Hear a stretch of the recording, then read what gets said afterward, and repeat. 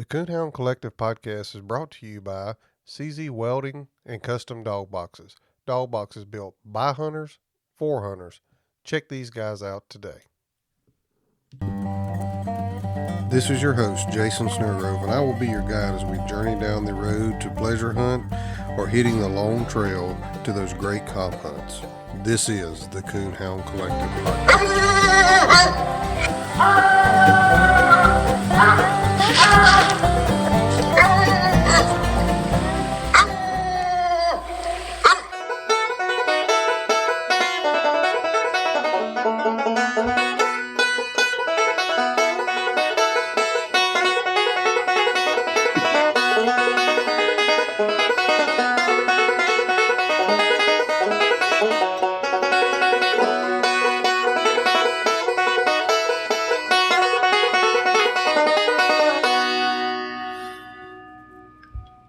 All right. Well, if you can't tell, we're back at the Sawmill office with Daniel and Patrick. How's it going, guys? Pretty good. How are you, Jason? Good. Nice little intro there. Some new music. So how things been going, y'all? Y'all been hard at it?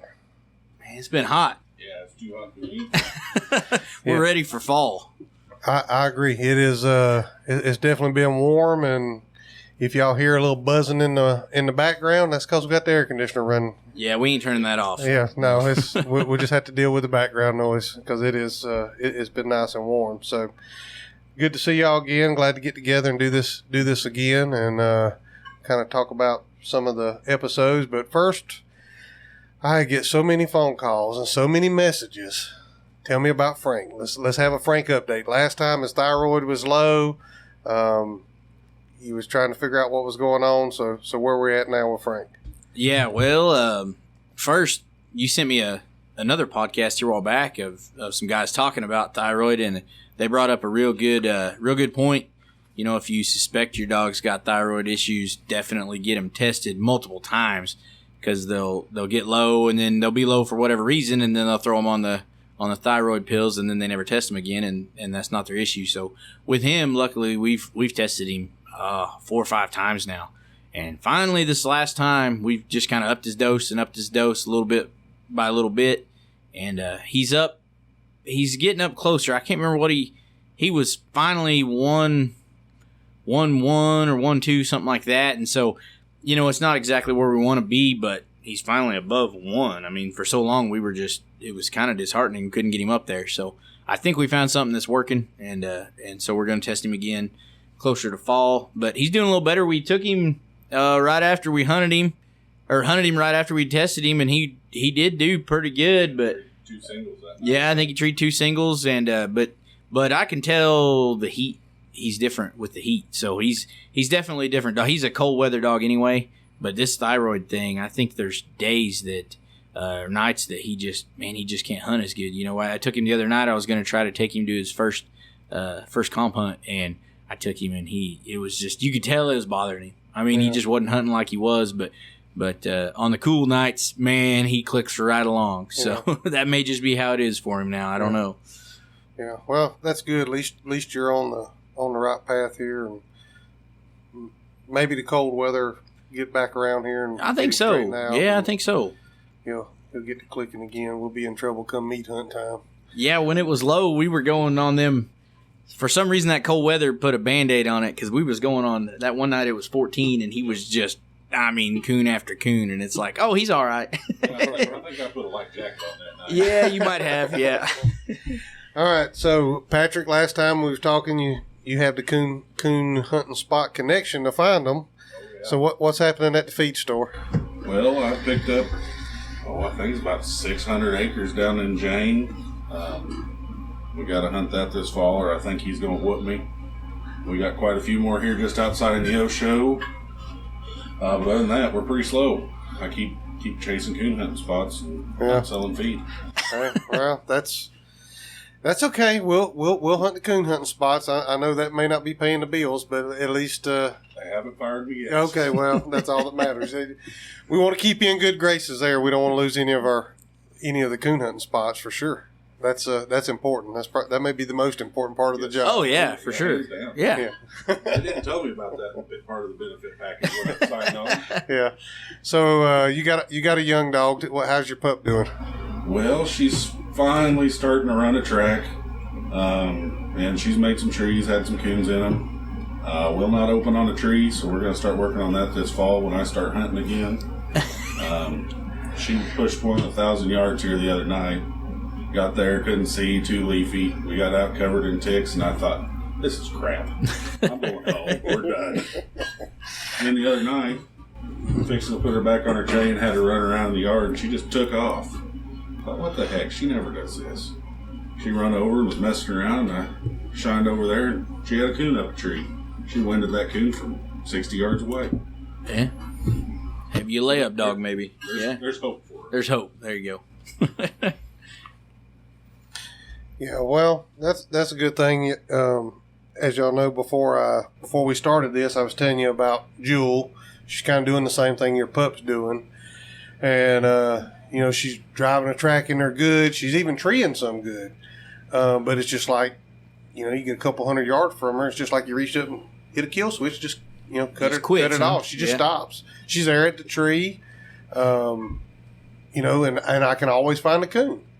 And here the other night, I took her over on some government land and turned her loose, and she running circles around a mulberry tree on her hind feet. And sure enough, right there, I shined and squalled and finally found a coon, but she just ain't settling in on it. So, as y'all know, they can kill coons in Arkansas. So I shipped her to Arkansas to a guy. He's hunting her for me and see if we can get her kind of reined in on that tree there. Yeah, get her lined out. Yep. Sure.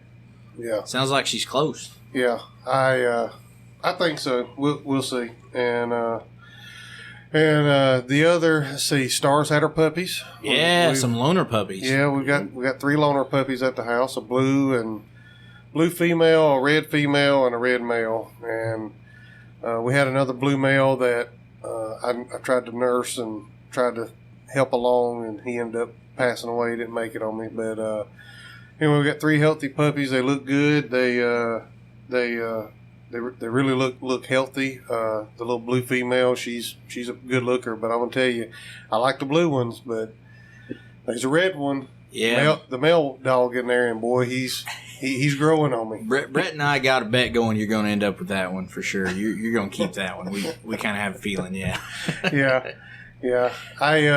I'm actually going to hang on to all 3 of them. I didn't even post them for sale, and there's only 3, and it's going to be a big chore to try to get 3 started. But I'm going to kind of hold on to them and try to kind of keep up with how they progress and see how it is to raise a whole litter, being there's only 3. So we'll see how that journey goes. I may be pulling my hair out for that's over with, for sure, because that's a lot of work. It is. It's a lot of nights. Yep. It's a lot of nights alone because a lot of times nobody wants to go with you on them deals. You know. Yeah. For sure. One's bad enough. I can't imagine 3. Yeah, for sure. They can definitely.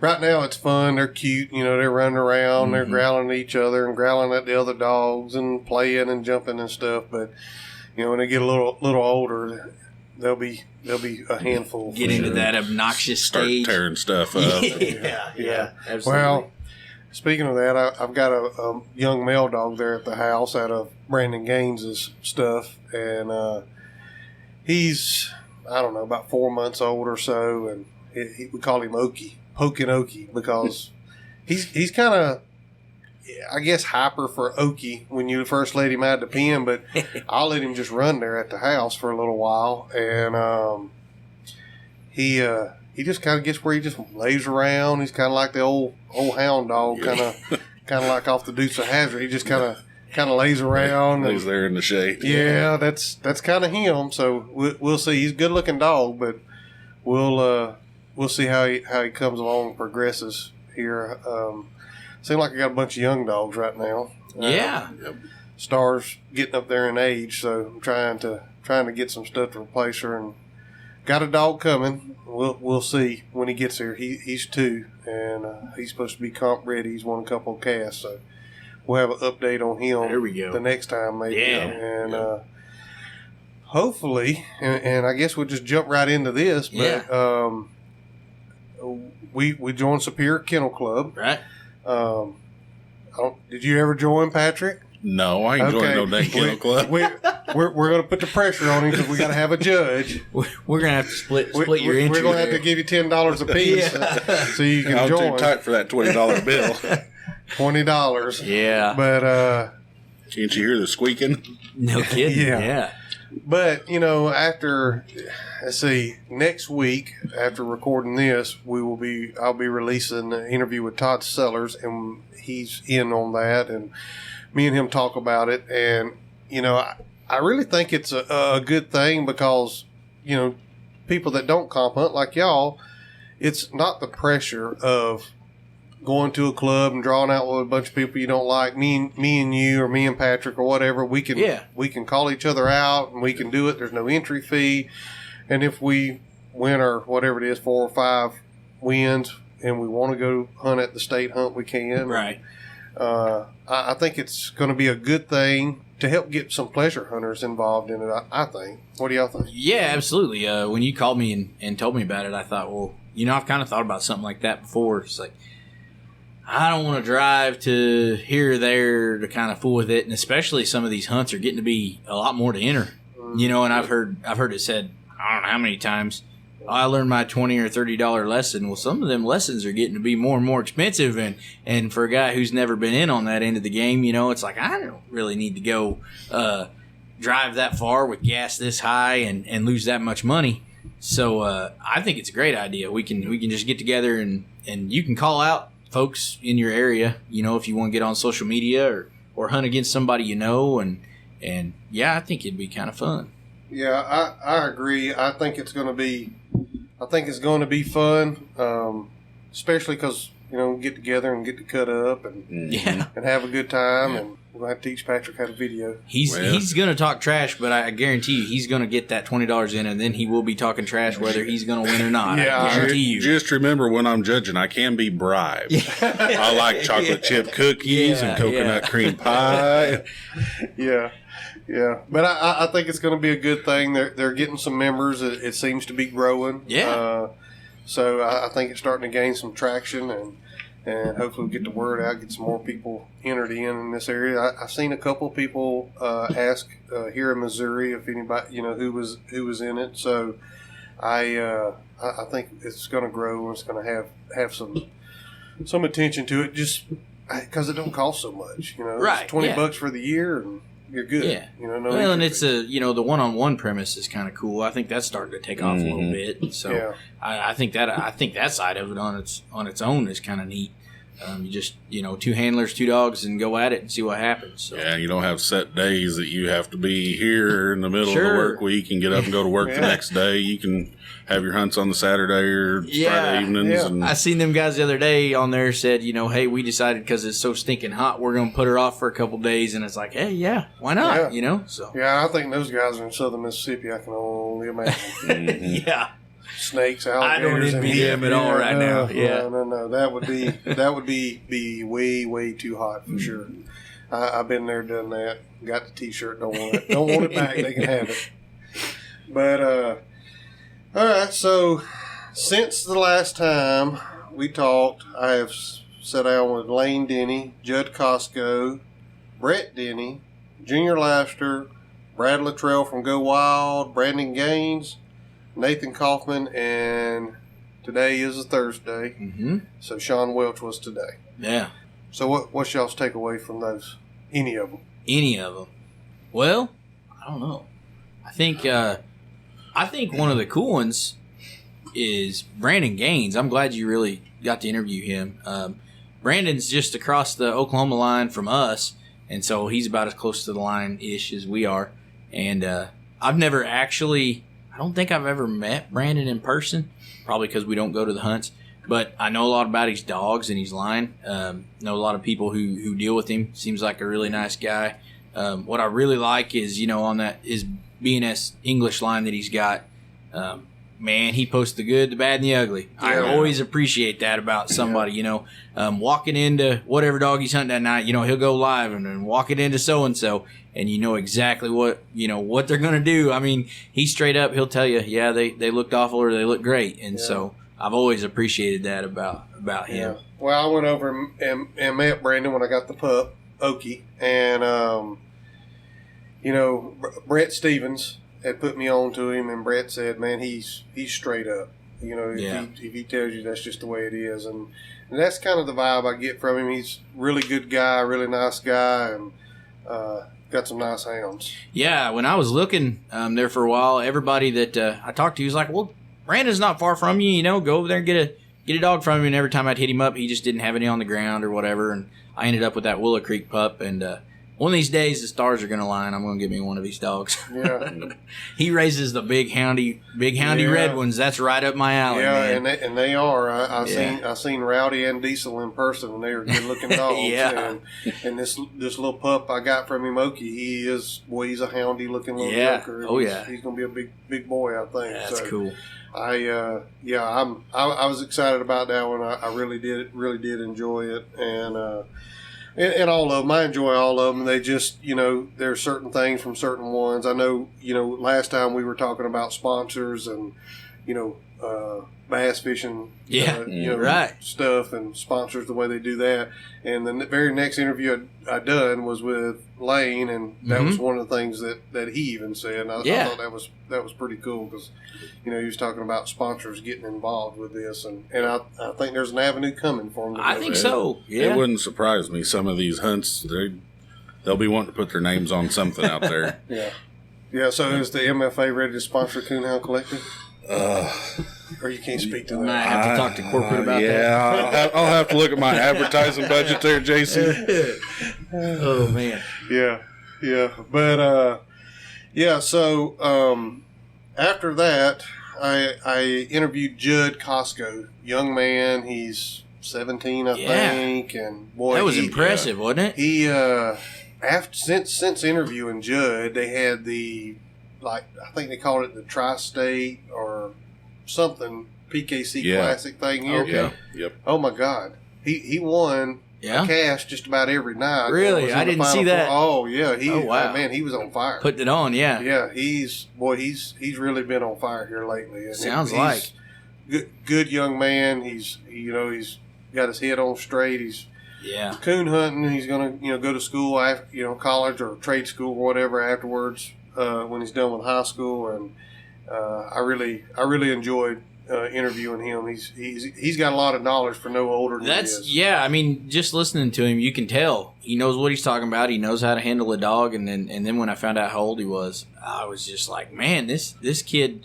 you put a decent dog in this boy's hands and he can go out and win with him. You know, he's got it figured out. Yeah, his dad's been around coon hunting, and I'm actually going to get together with his dad and have his dad on the podcast. But he's got a lot of knowledge for 17 years old. He's done some winning youth wise and in the regular hunts too that were pretty impressive to me. Yeah, and he just seems wise beyond his years. I mean, in the interview, he just seemed like he was pretty level headed and you wouldn't have thought that he was a world winner twice over. Right? Yeah, yeah. He didn't act like it, and that's always impressive to me. So.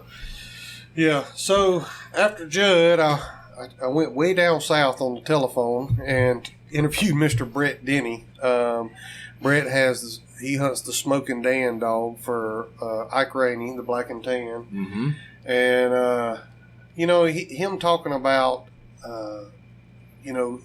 the strain that it can put on the family when you're out traveling like this. And not only that, but, I mean, some of these guys, like Lane and Brett and Judd and some of those guys, they are laying out in the woods with these dogs, just like it was a job, and that's part of it. If you're going to have one that's going to compete on, the levels that those guys are competing at, you got to get out there and stay with it for sure. Yeah, I was telling Patrick, he's starting this young dog, and I'm like, look, she gets to clicking, you're going to have to be out there every night. You're going to have to be hammering this thing, and he's like, man, it's just such a grind. And then I hear these guys come on, and of course you talk to other people. So-and-so won that much coon hunting, and it's like, Well, they did, but they've spent so much time doing it, you know, and you sacrifice a lot to win that. And we sacrifice a lot as pleasure hunters just trying to get a decent dog, you know, to get one that can win you thousands upon thousands that's a lot of work. Yeah. Well, and that's the reason why my black female, I sent her to Arkansas, is because I could see out there hunting the frustration in her, because she knows the coon's there. She wasn't, you know, 100% sure. You can just tell she's frustrated. I'm getting frustrated, and unfortunately, it ain't kill season here yet. But we're about 30 days out. So yeah, we're getting our. Yeah. This is our first early one we've ever had. That is this year that we shooting August 1st. I wasn't sure if it was this one or next. Yeah, August 1st. So we're recording this on the 30th of June. So we're about 31 days out, 32 days out, and we can start shooting. Are you going to go hunting 30 days, Patrick?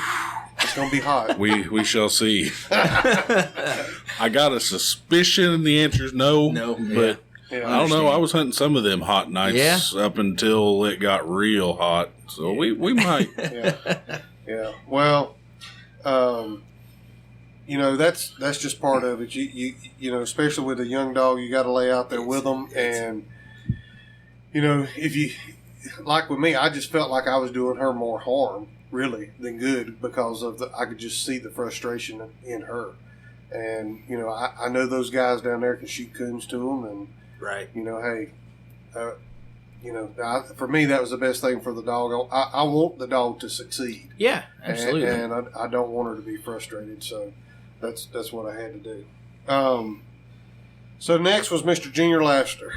Man, what a guy! I could really go back and talk to him again, and probably will, because we didn't even scratch the surface. I don't doubt it. And you know, he's done winning in night hunts on the show bench. Yeah. I mean, he's done it all. And one of the things that I really appreciated from him saying was, you know, he's had this same line of dogs. He can trace them back for generations past what a pedigree even shows. What did he say? 8 generations back, that hawk dog was in there 18, 20 times, something like that.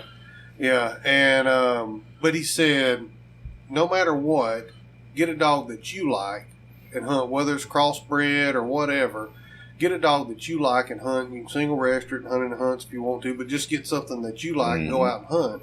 And, you know, coming from somebody that's raised a line of dogs for as long as him and his dad did, to me, that just speaks volumes. Because, I mean, he could have been a big advocate for pushing for his line of dogs or walker dogs, because that's what he hunts, walker dogs. But he could have been a big advocate for that. But his main thing was just get a dog that you enjoy hunting and go hunt. Yeah, to me, that's a mark of a good houndsman. I mean, breed coon dogs to coon dogs and hunt what you like and not push your own agenda. You know, he just wants to see better coon dogs. Period. That's what it seemed like. Yeah. So, the next one was Brad Luttrell with Go Wild with the Go Wild out. I've been using it some. Have you? It's one of those that you just got to get out and play with. There's a learning curve. Yeah, it's a learning curve, but it's cool. I think I tried following Jason, and he wouldn't hit me with the old follow back. So. Did you give up already? Oh yeah, got his feelings hurt. No, there ain't nobody good on there. I tell you. Yeah, I've messed with it some. It looks like a neat deal. You know, one of the things I liked, he said, basically, you're uncensored. You know, you can post whatever, but at the same time, as long as you've got a picture of a legal harvest, legal kill, whatever, you know, and somebody goes on there bashing you, well, they'll get rid of them. I mean, and so they just don't put up with that anti-hunter in any form or fashion. Yeah, I'm going to get kicked off of there when you put up a picture of one of them deer with spots and I start talking trash on you. Picking on my little deer. I know, Yeah, well, you know, I think it's I really do think it's a good platform. Me and Brad's kind of emailed back and forth some, because one of the things that I would like to see on there that I think would even help draw more people is a go live button. Because they have it on Facebook, and just like we were just talking, the Superior Kennel Club, you know, it's a go live deal on Facebook, but I would love to see, you know, maybe in the future to be able to open up some groups on Go Wild like that. And have have a spot where, you could go live there, because then you don't really have to worry about, okay, who's seeing this live video? Are they going to put you in Facebook jail? Are they going to take it down? Yeah. Whatever. I know with Superior, it's a private, group, but, like you were talking, Brandon, going live, walking in the trees and stuff like that. With Go Wild, you don't have to worry about that. Yeah, he could have walked into a dog that caught one on the ground or something, and boy, Facebook's just they're gonna ban you for life right there. He has a couple of times. I think one of the first videos I saw was Diesel with a coon on the ground. Yeah. Well, I really like the platform. Like I said, it definitely takes some getting used to. I really like the points, and I'm up to almost 3,000 points. You got a bunch of points? Yeah. Almost 3,000. So now what do you do with your points? What does that do? Okay, so with your points, you have different rewards. Like right now, I've got a 10% off to get a ticket to their slam event they're having in Kentucky if I wanted to go there. But like I had a 20% off their out of the shop, and I bought these boots. The Irish Setter rubber boots, because I wore my muck boot slam out. So I bought these boots here, the Irish Setter boots. There you go. For got those a discount on something you're going to use. Yeah. There you go. Yeah, for those that are listening, it's the Irish Setter boots, the Mud Treks, and you can go on there. You can look at on people's gear boxes, see what gear they use, and Houndsman XP has really teamed up with Go Wild, and they're really they're really working with them to get some different stuff added and get some stuff added that we can use. So I think it's going to be a good platform in the future. I think it's a good platform now. I just think it's going to get better as time goes on and people learn to use it and learn how to operate with it. It's just it's not like I said, he shouldn't recreate Facebook, but it's not Facebook. That's what we're all used to using. And sure, it just take some getting used to.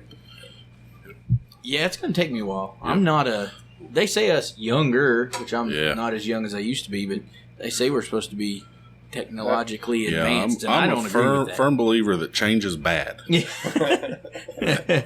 We're old men trapped in younger men's bodies. I think. Trust me, I have thought about going back to a landline phone, or a flip phone, or something a time or two. Get the old hand crank on the wall. There you go. Yeah, write a letter or whatever. So, all right, we already talked about Brandon. So today was Sean Welch. Yeah. Man, I'm excited about that one. Man, that guy, he's super, super nice guy. Coon hunting changed his life. Yeah. I mean, he coon hunted in high school, and, like he said, they wasn't alcoholics or nothing, but they were drinking and, carrying on and, doing stuff maybe they shouldn't have been doing. And his preacher was a coon hunter and got him involved in it. And that just speaks volumes to, people. I even said this, they say get a young kid a coon dog and then keep him out of trouble. But, if you spend the time like he has, I mean, he said he spent 30-something days straight with that dog, with Amtrak out there. Yeah. And, I mean, it gets in you. It gets in your blood. I know for me, coon hunting is in me. And when I didn't have a dog, I was almost like a crackhead when it got cool. I was getting the itch. I wanted a dog. Yeah. So you got to have a buddy with a dog. So when he crosses that creek and climbs that mountain, not my dog, but you still get to go. Yeah. Well, I saw that today. I'm only about halfway through that one so far, but I saw that and I thought I got to start listening to this and hear what this is all about. And that was really cool because, it's a big thing for young kids because they're usually looking for trouble, but it's also a big thing for everybody else. It doesn't take much to derail a person. If they've got a addictive personality or anything like that, and as long as you're not just leaving your family every night, well, there's nothing wrong with going coon hunting, and so if he can spend some time out there hunting, I mean, that's great that kind of turned his life around. And not only did it turn his life around, I think the reward to his work was he won the Super State and the PKC Nationals in 1 year. Now, I've never hunted in either one of them. Right. So I'm talking from pure ignorance here, but from what I've been told from around some of the people that I've been around, the PKC National is the toughest hunt to win. And to lay out there in the woods with those dogs like he did, and then to be rewarded by going out and accomplishing that goal, I think that's just awesome. Yeah, and he's the only one to win both, right? In the same year. Yeah, in the same year. Yes. So, I mean, that's obviously, it obviously isn't too easy if he's the only one. Hey, somebody told me that, and I thought, I better verify this. So I called PKC and talked to the girls up there, and they were unsure, so they talked to Roger Dale, and they called me back last week and said, he's the only one. So, with the same dog and the same year, the Super Stakes and the Nationals, and man, I think cool. That just shows you that if you put in the hard work, you go out there and you dedicate yourself to it, and you get the right dog operating the right way, you can do it. I mean, he literally entered his first PKC hunt, I think he said, and 2 weeks later he was hunting, not in the Super Stakes he won, but he was hunting his Amtrak dog in the Super Stakes, and I think he placed like 7th or something in it 2 weeks after his first PKC That's awesome. hunt. Yeah. So, I mean, that just tells you, you put in the hard work, you can go do anything. Yeah. You got to get out there and stick with it, and it's tough, and it's tough this time of year. I mean, if you got a young dog like Patrick is saying, I mean, it's been miserably hot here. Yeah. Except for this week, it's kind of cooled off a little bit. Better, but up to this week, if it wasn't monsooning, it was 100, 102, 103 degrees. Humid. And humid. And it's really tough to, work all day and come home and be like, yeah, you know what, that pup's out there. I need to go. And Lane Denny said that. He said, there's nights I come home, I don't want to go. Oh, yeah. But that young dog's out there, and I gotta go. If he's going to compete at the level that he's competing at and wants to compete at, you pretty much got to do that. Oh yeah, that's what I keep saying. There, people will say, "I can't believe they're winning this many thousands of dollars," and it's like they're spending a lot, and they're spending a lot of time and a lot of effort. They're not making a lot of dollars per hour when they win that. Yeah. But, no, if you figured up dollars per hour, they probably wouldn't. But if that's your goal, you're going to have to work that hard for it. Just undoubtedly. I mean, there's no doubt about it. Making a good coon dog is one thing, and then being able to make a good coon dog that can win, and you being able to handle them in that capacity. Yeah. I mean, that's something that's so far out of my realm. Even that's just. That's awesome. I mean, even me, I've competition hunted some, and I've done some winning. I've done a whole lot of losing. Hopefully, I'm fixing to rectify that situation. You go. Yeah. But with not only does the dog have to get prepared, but I have to get myself prepared. Mentally, physically. I've got to be ready to compete when I show up too. It can't, it ain't all just on the dog. You got to know how to call the dog, and you kind of got to lay out there with the dog to kind of know what the dog's doing. Before you even call him. Like with Ranger before he passed away. I mean, I could tell you when he come on tree if he had a possum or if he had a coon. Right. Oh yeah. If you spend enough time with that dog, you're gonna know. I don't know how many times. Even people that I've hunted with a lot. Well, there he is. He's going to tree right there. No, he's not. Wait a little bit, and you just know. Yeah. You spend enough time, you're going to know that dog. Yeah. Well, I think we've had some good episodes, here up to this point. I've got some really good ones lined up. I got a couple older gentlemen that's dealing with some sickness that I was going to get recorded this week that we just ain't been able to get it done, but hopefully we'll get those recorded, and they'll be good, and hopefully pass on some knowledge that some of us can use. I really enjoy listening to them stories and to how they got started, coon hunting, and for me, I didn't start with a tracking system and a $100 light, and so I kind of relate to some of that stuff. Some of it. I didn't competition hunt back then, so when I was a young kid, and my stepdad didn't competition hunt either, he just was a pleasure hunter. So I didn't know about 3-hour cast or whatever. When I started competition hunting, it was already 2 hours, but or so best I remember anyway.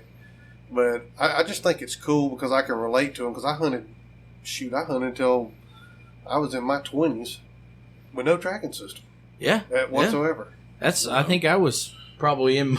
I think I was in my 20s. Yeah, because we didn't even have the beep beep for the longest time. I mean, a buddy of mine had it, and I remember thinking that was just the coolest thing ever. Yeah. You know, the old beep beep systems, and then finally I hunted with we purposefully hunted close hunting dogs because we couldn't find them. We was hunting smaller pieces of ground, and finally I bought a used Dogtra. You know, I mean, that was out even later than a lot of tracking systems were. After the early Garmin's, and now once we got it, boy, I guarantee you won't go without one. Yeah. You know, there's no doubt. So, but it is neat. Those guys, they hunted for different reasons. You know, I mean, it's different. Somebody getting into it now, they're getting into it trying to win and a lot of things, you know. And there's very few of them just simply trying to make a coon dog, or they're definitely not after hides. Yeah. So it's neat to talk to those old guys when that's something that they really depended on. You know. Yeah. So, they're not hunting for hides. That's for sure. I don't think none of us is interested in that anymore. But hey guys, Jason at the Coonhound Collective podcast. Today I'm here to talk to you about a benefit hunt that's coming up. The State of Missouri Coon Hunters Association is holding the annual Shriners Children's Hospital benefit hunt on September the 24th, 2022. This is a UKC sanctioned event. There will be a bench show and a night hunt. There will also be a auction on the grounds at 1 o'clock. For more information on that, you can go to the Shriners Children's Hospital Benefit Stud Dog Auction and more on Facebook and check it out. You can scroll down through there. The winner of the bench show is going to get a CZ custom dog box. The winner of the night hunt is going to get the same custom dog box. There's a dog box up for auction right now over there, and a ton of stud dogs. Really nice dogs. Be a good opportunity to reserve a breeding for one of these dogs. Get your name in there. Stay on top of it. Make sure you win it so you can get a good breeding for that good female that you got out there. And there's a ton more other prizes. There's puppies being given away, some young dogs that are being auctioned, a lot of good things. Coon hunters are coming together for a great cause here. Help us make this hunt a large hunt here in Missouri. Help us raise some money to give to the Shriners Hospital. These guys are excited. They're really on fire here to try to make this hunt big. They're making a push here to make it. So help these guys out to really make this hunt a big hunt. You can reach out to Larry Bourbon if you don't have Facebook, and his phone number is 636-388-5420. 636-388-5420, or you can also reach out to Colton Ingram and his phone number 636-249-3330, 636-249-3330. If you have something that you can auction off, get with these guys. They'll get it posted up on the page and get the auction running. Anything and everything. It doesn't have to be coon hunted related. Get it to them. Let's help these guys raise money for a great cause here. Coon hunters always come together to help other people. This is a great cause to help people. Let's help the State of Missouri Coon Hunter Association send a big check to the Shriners Hospital. Thanks.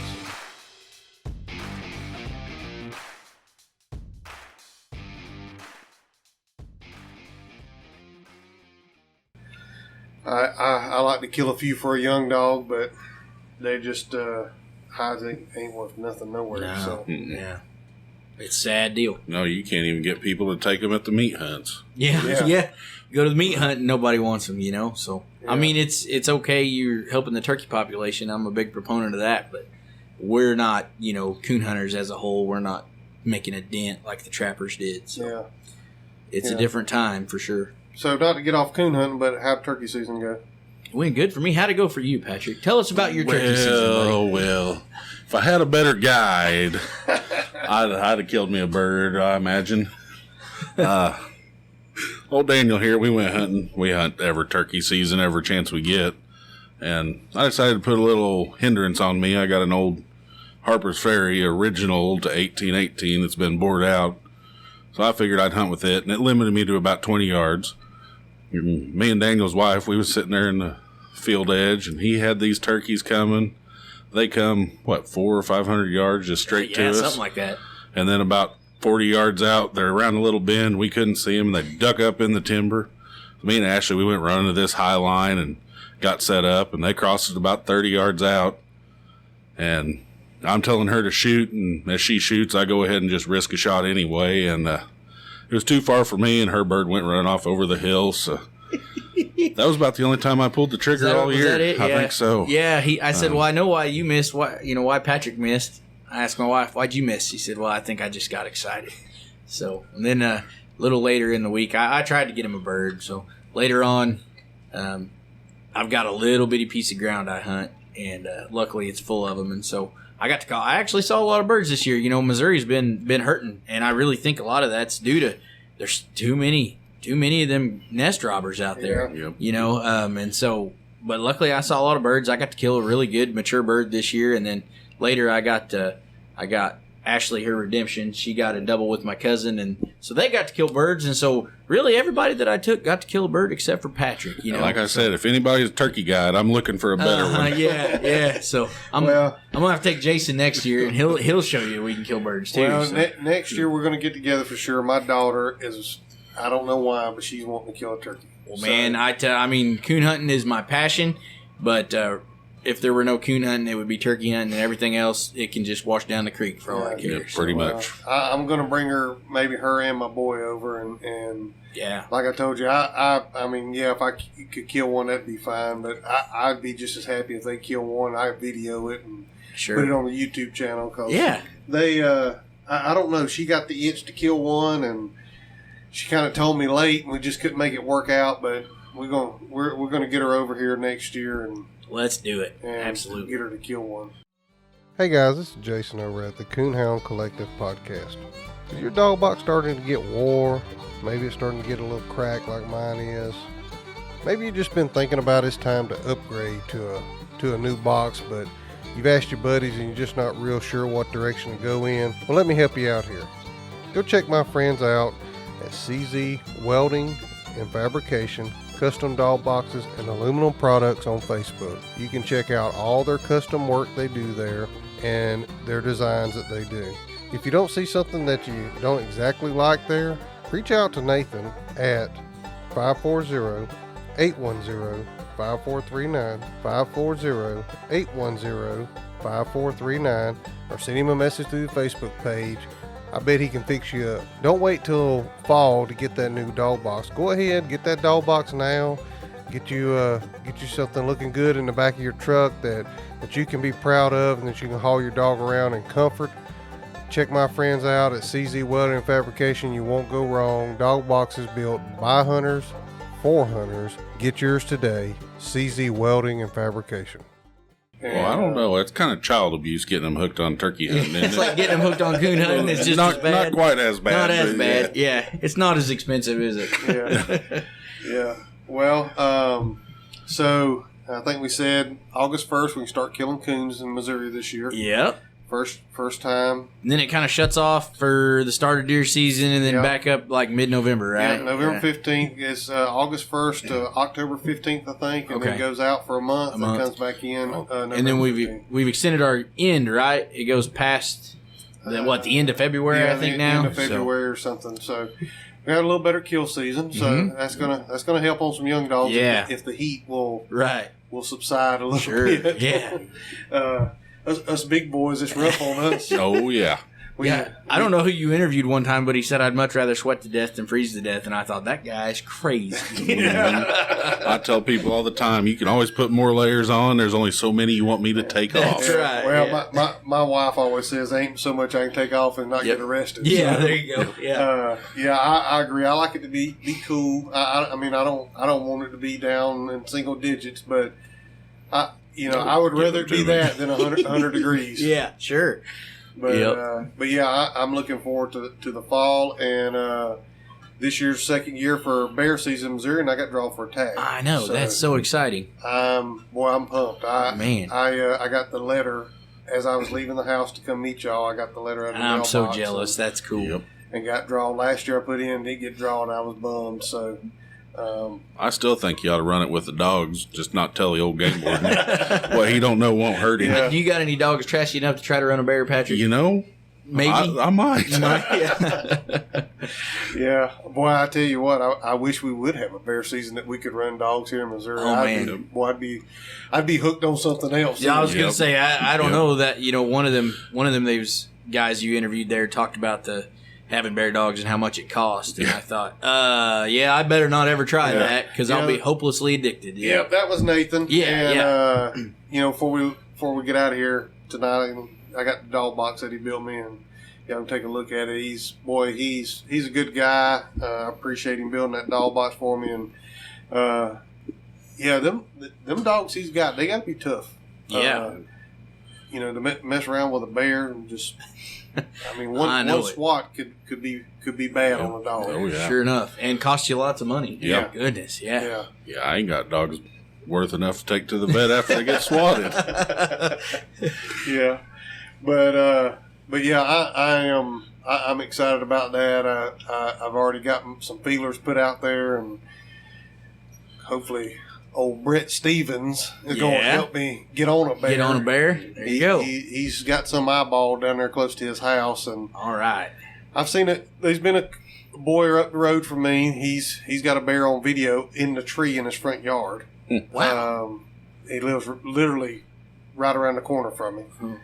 And there's been a couple other people say they've seen a few around there. I haven't seen them at night walking in the woods, going to the dogs or whatever. I'll see like up on the side of, where we walked, up on that side of the hill, there wasn't no equipment in there, and they'd be just a big old root ball or old dead. Ripped it out, huh? Yeah. Eating grubs and whatever, yeah. So, I would think a bear or something done something like that, but I haven't caught one on game camera. My brother-in-law ain't caught one on game camera, but the guy that owns the 40 that joins us, he had a color-faced bear on his game camera. Wow. So we'll see. I'm hoping to get one on the ground this year. I'm excited. I've been wanting to go on a bear hunt for a long time, and I'm actually going to get to do it and not have to travel. Yeah, for guys, native Missourians, it's pretty crazy to even think about. Like 3 years ago, Missouri Conservation was telling us there's no bears in Missouri. Well, we saw one day fishing, and it run off. Oh, that was a groundhog. We thought we were. I thought I was going crazy, and I walked on down and kept fishing. And a little while later, he came down there and was fishing beside me, and he said, "Did you see that bear too?" And I said, "Oh man, I'm glad you saw it too," because I thought I was going nuts. And it wasn't very long, and it showed up in Joplin. It was right outside of Joplin there, and I think they end up euthanizing that one. But I thought I was nuts. We spent a lot of time in the woods. I did my best to convince him it was a groundhog, but that didn't happen. There was no doubt it was a bear. It was just one of them deals. Well, are you tired of whipping, scolding, and shocking to make them get alone? Is your buddy tired of helping you set your dog up for correction night after night? Do you really want your dog to be alone because you forced him to be? Or would you rather him be alone because he wants to be? Grand Night Champion Small Town Lone Survivor is the product of over 25 years of strong natural-born independent traits. This bold trait has been passed down from generation to generation and is showing up in loner offspring today. Loner is a direct son of Hall of Fame Grand Night Champion Cabin Creek Rowdy and Grand Night Champion Lonesome Dove Lori. Loner has a booming mouth that is talked about in every cast he has been in, including the 2021 World Hunt Finals. Loner is a no-reverse, ball-mouth open trailer who ends it plussed up with a huge dying locate and steady chop. Loner loves getting split and is a stay-put gun-pressure tree dog. Loner's intelligence is also impressive. He knows over 12 voice and hand signal commands. Loner has a character that loves like Jesus, but he doesn't walk on water. If you're interested in breeding to Loner, contact Brett Stevens at Small Town English Kennels at 417-300-3777 or find him on Facebook.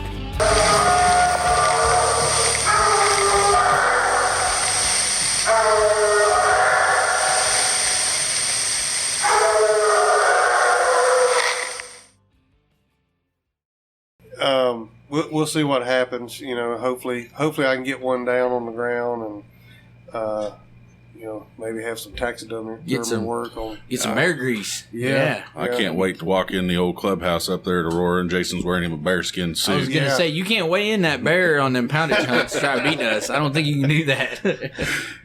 Yeah, well, that'd be good as long as we draw the largest big weight number. Yeah, there you go. Yeah, that'd be Oh, awesome. I'm sure he'd rig it like he rigged last year. Yeah, well, I'm really excited about that, and I'd like to have it a little bit sooner in the year this year than what we had it last time, and I really wouldn't mind having two. Yeah, we could have one early and have one late. Absolutely, I'd do that for sure. So, but I talked to the guys at the club and see what they want to do. But I think it would be good if we could have two, one early and a late. And, Oh yeah. Yeah, it's a fun time. You can take your buddies, and it's not they don't have to be quiet because you're trying to call dogs. You're just hunting. It's just, and where we go, we take the landowner, and his son, and I think we've got that poor boy hooked, and he's wanting a pup out of Frank as soon as we can get some, and so he's hopelessly addicted. Don't talk about getting pups out of Frank. My phone's going to start ringing right now. I've already had a guy try to buy him. I know it. I learned something from Junior. He said, don't price a dog unless you want to sell it. And so I didn't. I said, I can't even utter a number because I'm afraid somebody will show up at the door for him. So I told him when he said he had a guy wanting to buy, I said, tell him 50,000. And if he buys it, that's 50 grand. And if not, you still got Frank. I couldn't even say that out loud, I don't think. Yeah. Well, I'm excited, and I'm hoping we get to hunt together a lot more this fall and this kill season. May I get a dog worth flip tape. So. Oh man, hey, no big deal. I mean, if we'd hunt poodles if that's all we had. I got a golden retriever that'll tree a coon. I got a lab at the house, but I can guarantee you she ain't treeing no coon. That's too much work for her. Yeah. But how's the Willow Creek pup doing? What's her name? That's Little Miss Mavis. So Mavis, I've got a line of C.W. McCall dogs. That's where that comes from. Okay. C.W. McCall. So that's where Frank and Mavis come from. Mavis Davis. Dog's name was Frank. Dog's name was Frank. But Mavis is she's 6 or 7 months now. And Houndy, my goodness, I've always heard a lot of good things about Willow Creek dogs. Seen a lot of good things out of them. And so we knew.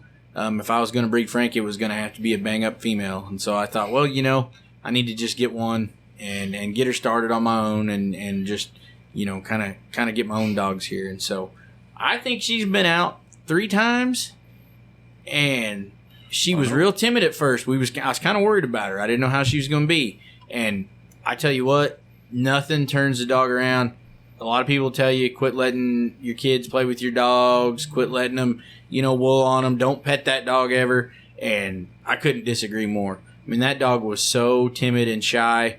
There was no way I was ever going to be able to hunt her, let alone correct her. I mean, she was just scared, and I was the one feeding her every day.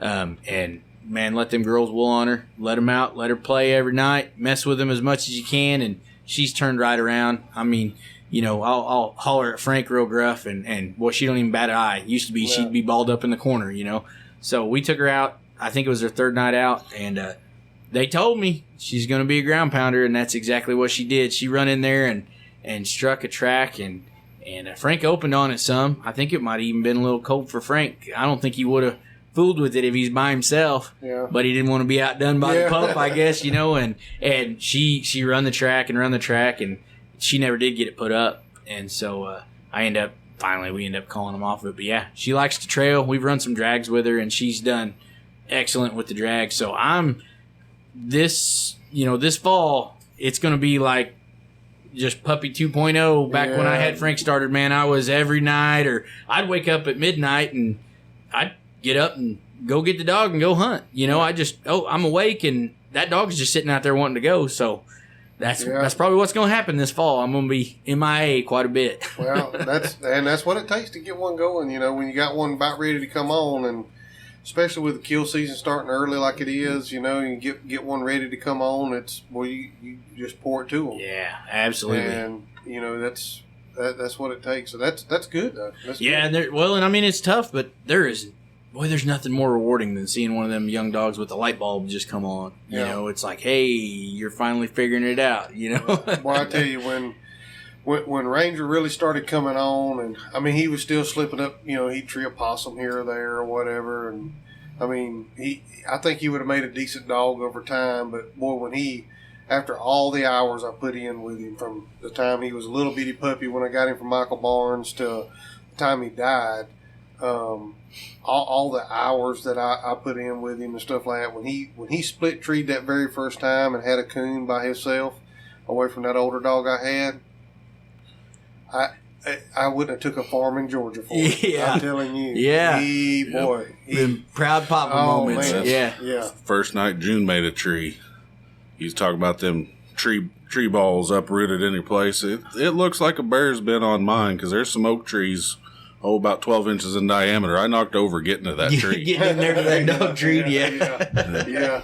And sometimes that's what it takes. You gotta move. You gotta get in there to them, get them petted up. And I tried that with Jewel, and man, I get in there and she wants to be my buddy. Yeah. And so that's another reason I wanted to send her to this guy. And he's had her out, and he said, boy, she'll do like you said. She'll burn a track down, and she's got a decent mouth for a female. And he said, but she's just not certain on the tree. But hopefully he's going to get her straightened out. Yeah, I think she's on the right track. Yeah. She sounds like she's getting there. And I've got a lot of time in the woods with her, and mainly just because I like her looks, and she minds well. She's kind of funny looking, and there's no ticks on her. No, she's one of them black dogs. Oh man! Yeah. I thought we had him converted. Well, I mean, there ain't a good one comes in a bad color, they say. So Yeah, well, I've got a kennel full of them ticked up colored ones, but I just something about them black ones I just can't get away from. I understand. There's a spot in my heart for them too. I like them. Yeah. But so all right, who's got a story tonight to tell? Surely Patrick. Oh man, he's been itching. Let's itching to tell this story. Okay, come on. About last time we met up. No. I don't remember what story I've been you didn't want about old Hawk and that hang up. Oh, did we not tell that one? I don't think we've ever told that. Oh man, I don't think we've ever told. No. So, old Hawk, Frank's daddy, we was hunting him on this place I picked up right back of my house. It's perfect. It's like 250, 300 acres, right outside of town. We call it suburbia. And we turned him in. He made one tree, I think, and sent him again. We was hunting with this older guy that used to hunt with us some, and riding around. And I had a female that we got from a buddy. She wasn't much, but we was just getting her started. And they went in there and they hit a track and they ran it. And we're thinking, well, shoot, they're just about to cross over onto this guy that nobody in the neighborhood likes. Don't allow hunting. He's just a real jerk. I mean, you meet him. He's got money and he knows it. One of them kind of guys. You just about to get on his property and he'd call the law on you. And they made the tree and we went in there and we just see a hole up there at the top of this tree. It's a big tree. I don't think Daniel, Jason, and I could reach around it. And Daniel hits his old squall and this coon kind of pops his head out and he keeps squalling. A little more of it comes out, keeps squalling. We get enough, we think, well, we can shoot that thing, it'll fall. So old Daniel, he pops it. He's probably using a pistol. Probably shot about a box of shells if I know him. This is back before 22 got hard to find. And that dang thing got his hips hung in the hole. So we was looking around and we found this long old stick and tried jobbing out with that. Couldn't reach. We thought, well, if Daniel will climb up on my shoulders, he ought to be able to reach that. We've got a picture of that, and he still couldn't quite reach it. But that picture, it's me standing there leaning on a tree, Daniel standing on my shoulder with about a 20-foot stick, and old Hawk, he's just standing on that treeing it as hard as he can. Man, belly up. That dog was a tree dog. Yep. That's a cool picture. And then after that, we thought, well, shoot, if we drive that there pickup up in here, and I stand on the dog box, and Daniel stands on my shoulders, surely we'll reach it. So we did that, and he could just touch it, but we never could get that thing wiggled out. And we went to leave. It was an old two-wheel drive, long wheelbase Ford pickup, and it just spun. And we thought, crap. Yeah, now we're stuck. It's midnight or better. We put that older guy in the up there in the driver's seat, and he's rocking it back and forth, and Daniel and I are shoving it to the side, trying to keep from running into this tree. Finally got it out of the way enough that we could back on down this hill. Oh, man. And never did get it out. Never did get that coon out. As far as we know, it's still hanging there. Hawk might still be there treed for all I know, too. I don't know. He would be. That dog would not leave a tree. Yeah, I think y'all told me that story after the fact. Yeah, I don't think... Patrick's always said if we get to tell a story, I'm going to tell that stupid story. Yeah, well, now you got to get me the picture so we can post it on the Coonhound Collective Facebook page, so everybody can see it, because that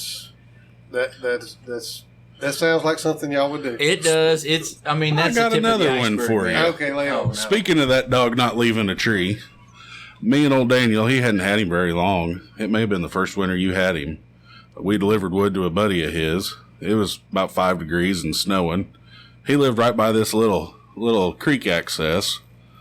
And on the way back, we wasn't going to do nothing, just sit around the house and watch TV or something. And we thought, we ought to go turn that dog loose. And on the way over, we're both thinking, surely he won't cross that creek. Surely he won't cross the creek. And he crossed that creek, treed on a little old sycamore right on the bank, slicker than snot. Oh, yeah, slick. So we're standing over on our side, not wanting to cross that creek. Another one of those instances I said, not my dog. Yeah. We found this cinder block, and Daniel, he'd shoot up in the air, and I'd dump that cinder block, trying to get that dog to think we had a coon over there. Finally, Daniel had to wade the creek. I went and got the truck started, got it warmed up. We got back to the house. And Ooh, it was cold. Daniel went inside and tried to warm up, and I laughed. Yeah, it wasn't one of our finer moments, I'll guarantee it. Yeah, well, I got one. So this was in Alabama in November. It was the night before Thanksgiving was the next day, and it's pretty humid down there. So when it drops down, freezing or below, boy, it's cold. And I had this old so-called coon dog, and I was hunting in there behind our house, and my mom said, I don't want you hunting out all night because, we got Thanksgiving tomorrow. We're going to your grandmother's. Yep. Yeah, okay.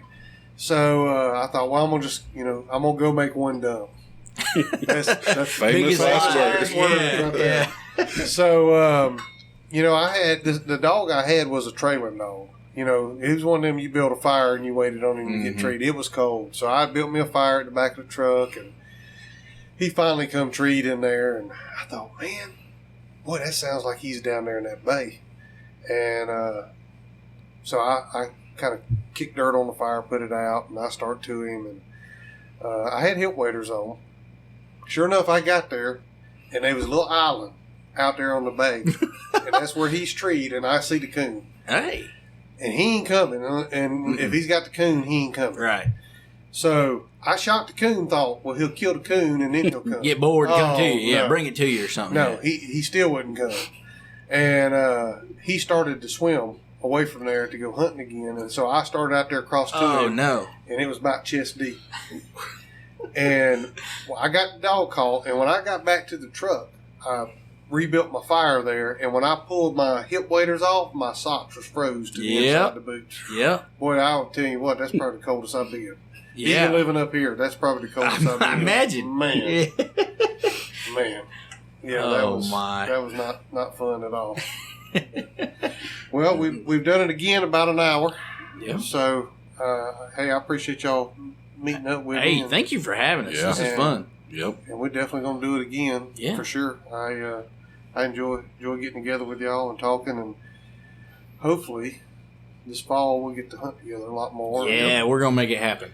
And maybe I'll get me one of those tote around hand recorders so we can catch Patrick talking trash while we're walking around.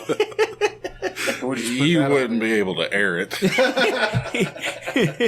He talks trash a lot for a possum guy, I don't know. Yeah. Yeah, well, old Brandon talked about him. Corey Males, he's one of my customers. Every time he comes in the store, he just, what's going on, possum? I ain't never treated a possum in my life because I ain't never had a dog that would do it. Yeah, sometimes we get tagged with that. Oh, yeah. But I appreciate it. Daniel, if you don't care, play us out. Man, And we'll, I can give it a shot. Give us a little Sweeney Falls. Oh, man, I don't think I can do that where I'm at.